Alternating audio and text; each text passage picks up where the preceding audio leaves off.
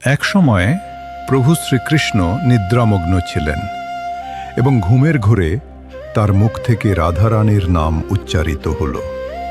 এই দেখে রানীরা বুঝতে পারলেন যে প্রভু শ্রীকৃষ্ণের মনে সর্বদাই রাধারানীই বিরাজ করেন, যদিও তারা এত ভক্তি ভরে তার সেবা করেন।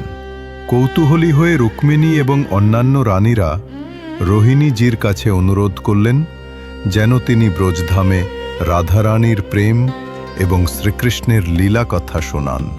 রোহিণী মাতা সেই কথা শোনাতে রাজি হলেন, কিন্তু তিনি এও বললেন যে শ্রীকৃষ্ণ আর বলরাম যেন এই বিষয়ে কিছুই জানতে না পারে। স্থির হল যে রোহিণী মাতা একটি গোপন কক্ষে সমস্ত রানীদের সেই লীলা কথা শোনাবেন যাতে অন্য কেউ তা শুনতে না পায়।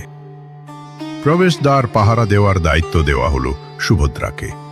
সুভদ্রাকে আদেশ দেওয়া হলো যদি শ্রীকৃষ্ণ বা বলরাম আসেন তাদের যেন কোনোভাবেই ভিতরে প্রবেশ করতে না দেওয়া হয়। রোহিণী মাতা লীলা কথা শুরু করলেন আর সুভদ্রা দরজায় পাহারা দিতে লাগলেন। কিছুক্ষণ পর শ্রীকৃষ্ণ এবং বলরাম সেখানে এসে উপস্থিত হলেন। সুভদ্রা তাদের ভিতরে যেতে বাধা দিলেন। এতে প্রভু শ্রীকৃষ্ণের মনে কৌতূহল জাগল। তিনি তার দিব্য শক্তি দ্বারা অত্যন্ত আনন্দের সাথে ভিতরের লীলা কথা শুনতে লাগলেন। বলরামও সেই লীলা কথা উপভোগ করতে লাগলেন। লীলা কথা শুনতে শুনতে শ্রীকৃষ্ণ, বলরাম এবং সুভদ্রার হৃদয়ে ব্রজপ্রেমের এক অসাধারণ ভাবাবেগ জেগে উঠল।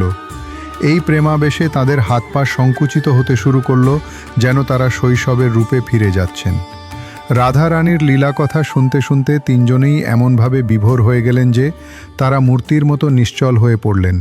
কাছ থেকে দেখলে তাদের হাত বা পা কিছুই আর দেখা যাচ্ছিল না। এই দৃশ্য দেখে সুদর্শন চক্র আবেগাপ্লুত হয়ে এক বিশাল রূপ ধারণ করল।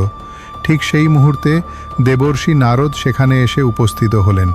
প্রভুর এই রূপ দর্শন করে তিনি অবাক হয়ে গেলেন এবং বিস্ময়ে সেই দিকে তাকিয়ে রইলেন। কিছুক্ষণ পর ভাবাবেশ কাটলে নারদ মুনি প্রভু শ্রীকৃষ্ণকে প্রণাম করে বললেন, হে প্রভু, আমি চাই আপনার যে রূপ আজ আমি দর্শন করলাম তা যেন মর্ত্যলোকে আপনার ভক্তদের জন্য চিরস্থায়ী হয়। আপনি এই রূপেই যেন পৃথিবীতে বিরাজ করেন। নারদ মুনির কথায় প্রসন্ন হয়ে প্রভু শ্রীকৃষ্ণ উত্তর দিলেন, আপনার ইচ্ছা অবশ্যই পূর্ণ হবে। কলিযুগে আমি নীলাচল ক্ষেত্রে এই রূপেই প্রকট হব।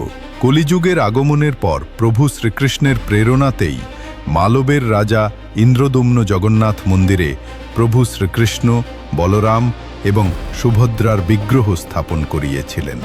এই কাহিনী এখানেই শেষ হয়, কিন্তু এর পরেও আরও অনেক আকর্ষণীয় ঘটনা রয়েছে।